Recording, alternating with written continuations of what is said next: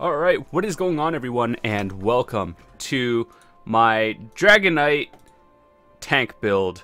Now, I've been playing around with the DragonKnight for a while now. You guys may have seen a lot of videos of a magic one, and we're currently on the PTS server right now. So I got to like respec everything and play as a tank for the most part. So what I decided not to put into points because I just like cleared everything and I put everything in. So what you're gonna want to do is obviously put everything into stamina, just because you're gonna need that. Also, you're gonna be a tank, so for the most part I'll explain why I don't put it into health later. So let's start off with our armor, and then we're gonna go to all the skills and I'll tell you how the build works.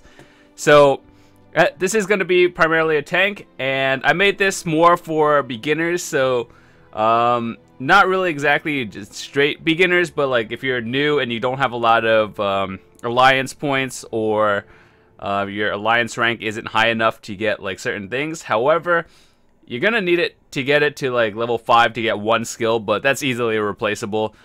But it's kind of important, but you could replace it. So let's start off with the 2-piece set.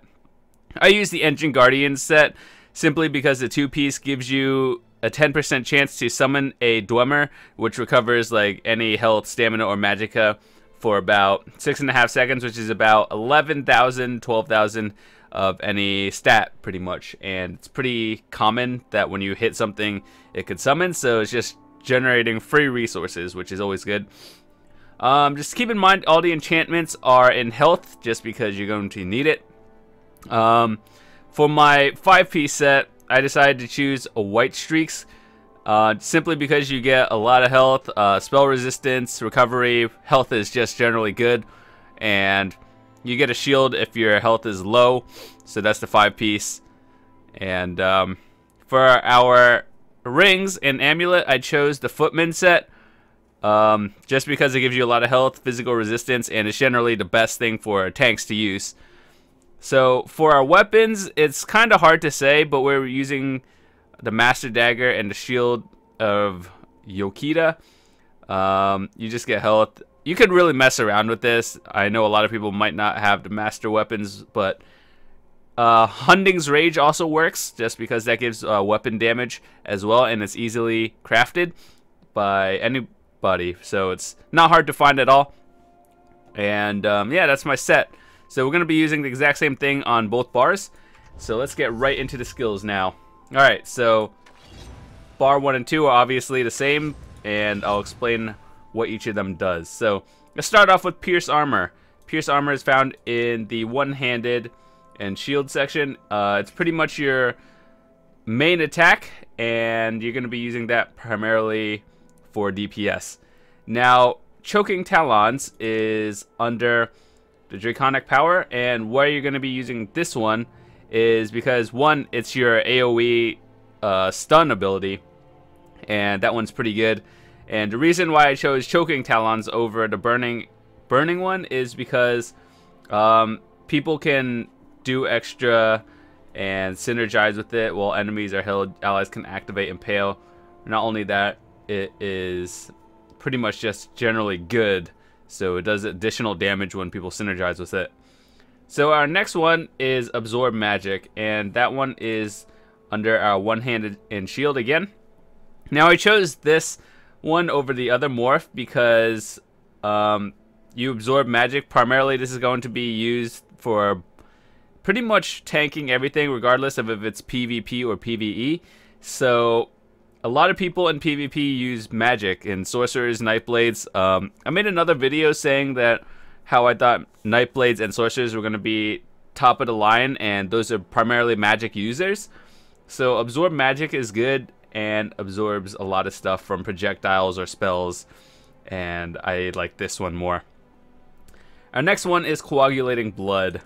Now, you could use this with Green Dragon's Blood as well, which increases stamina, but I chose Coagulating Blood because it's a health one, and if you're in a group with other people, you're most likely going to have like a Templar who can throw shards down.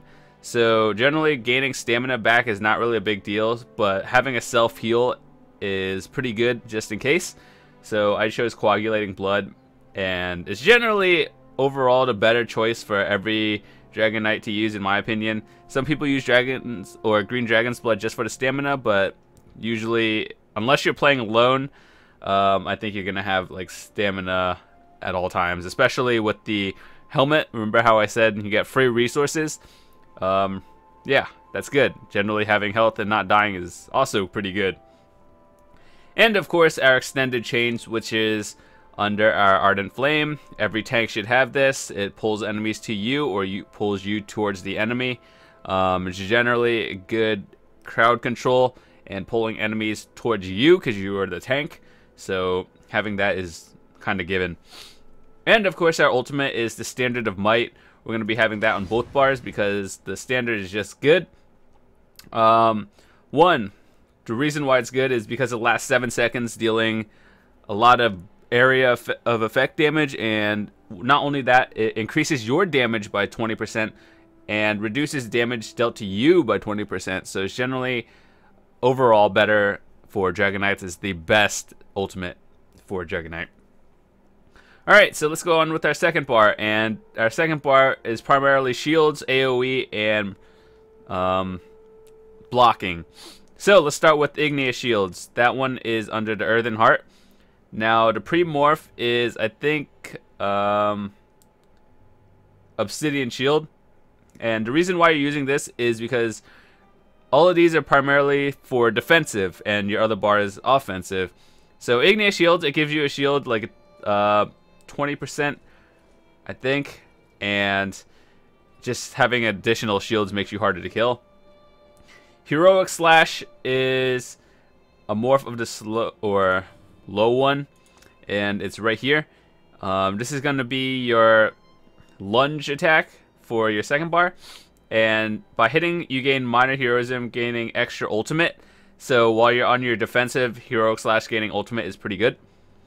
Now here's the part where I said you needed your Alliance Ward to be at least 5. Now understandably, not everyone has it, but is a very good AoE ability. So it just, like, not only that, it just looks cool as well. It has a huge circle radius, and when you cast it, pretty much enemies can't go in your circle, or they'll just take damage, get slowed. So it's kind of important to have, but if you don't quite have it yet, I would probably recommend switching that out with either Fossilize or Ash Cloud. That one works as well. Fossilize just stuns your enemies, but it's not an AoE, it's more of a single target stun. So it kind of works, but this one is just an AoE stun, and this one's single target. Alright, so our next one is Hardened Armor. Now, once again, this is an additional armor buff with your Igneous Shields because this is your defensive bar, and having more physical and spell resistance for 20 seconds is generally good. And finally, our Stone Giant. Stone Giant is under the Earthen Heart again. Now, I don't see many people using this, but I decided to give it a shot because not only do you do physical damage, but it increases your resistance for 20 seconds by 1,000. So you have essentially 3 things. You would be like 1, 4, 5. And while you're in combat, you just have a huge shield up at all times for at least 20 seconds. So it's a long buff, and while you're doing that, you pretty much just defend it, and if there's just a one-on-one, you could just switch bars and go into your offensive. So the rotation and use is pretty much like if you're with a group of enemies, and your buff would be with your defensive stance and your Hardened Armor and your Igneous Shields, you cast them all at once, or just like one after another. And then if you need health or anything, switch up to your bar using your Coagulating Blood. And let's say you do have Caltrops, you just throw it down and you're with a group of enemies. Generally, you're in a huge circle where you're just safe for the most part, and you can just heal yourself if you needed. And that's your like safe zone for a temporary area. And your primary buffs is to use Hardened Armor and reach the cap. So pretty much this is your spell resistance. You're over 25,000. Now, as far as I know, in the PTS and live servers at the moment, the resistance cap is about 30,000. So for the most part, we may or may not hit it. You probably could with different sets and other stuff, but for the build I'm using, we almost break it at 28,000. But I assume if you're better than rank 16, you'll just break that in no time, no problem at all. So your primary debuffs are just like for the enemies. You're going to want to use your heroic slash. It's right here. It just reduces movement speed for enemies by 12 seconds. And it's also good for PvP and PvE.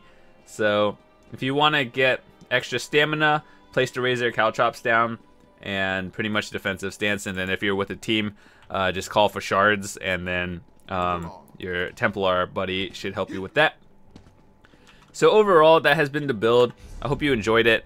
And if you have any questions or comments, feel free to leave them out. I will try to answer them as best as I can.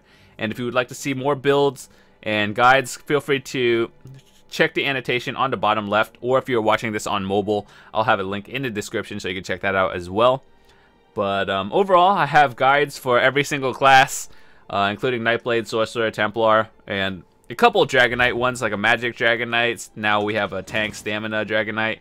But yeah, tanks are pretty good. They don't die. You could actually take out like a 1v6, or just like, it takes time, but you won't die if you're pretty much capped in spell resistances and all that stuff. So all the info I gave you was pretty much on the PTS, so it will be rolling over towards the Imperial City for the official update. So all the numbers hopefully are going to stay the same, and if not, well, it's pretty similar. So with that said, thank you guys for watching. I hope you enjoyed it, and if you have any questions, feel free to let me know.